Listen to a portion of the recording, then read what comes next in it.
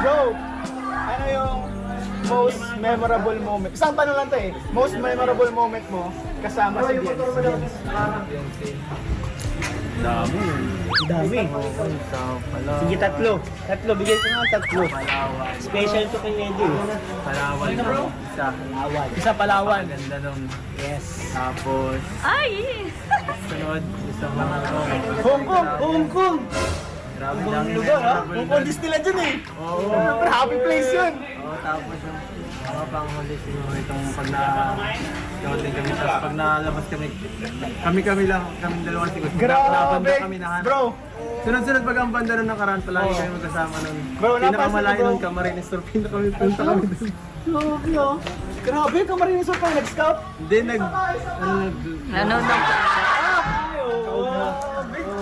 Nahuli nga sila nun eh. May fan cam. Ayun. Nakita ko yun. Grabe, so yung pala po mga kalingap. Top 3 ang binigay sa atin ha. Sabi ko, most memorable moment lang, top 3. Kulang pa nga eh. Bro. Dami kasi talaga eh. Ano meron sa Palawan? Ay, alam mo yan. Nandun ka. Hindi sa akin, kilad yung sita meron sa Sa Palawan, ayun na yung pinaka mo doon. Oh, yun nauna niya yun eh. Nauna niya. Yung spin the bottle doon. Wag. Siguro yung nasa yung sunset, ang ganda doon eh. Ay, Looping, sabi mo yung may looping na picture. Ganda doon. Oo, ganda doon. Grabe. So mukhang babalik po sa Palawan. Baga tayo nun. Ayun, tanong! Ang ganda. Isang oras sa kanya na kaya. Grabe po mga kalingap, sobrang nakakamiss kasama ang EDC. Di Kaya na nga eh. kasama ang EDC.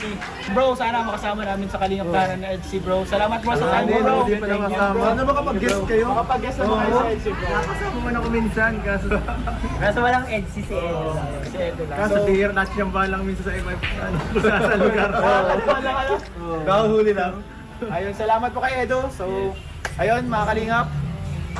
Sana nag-enjoy kayo sa vlog na to. Sana guys. And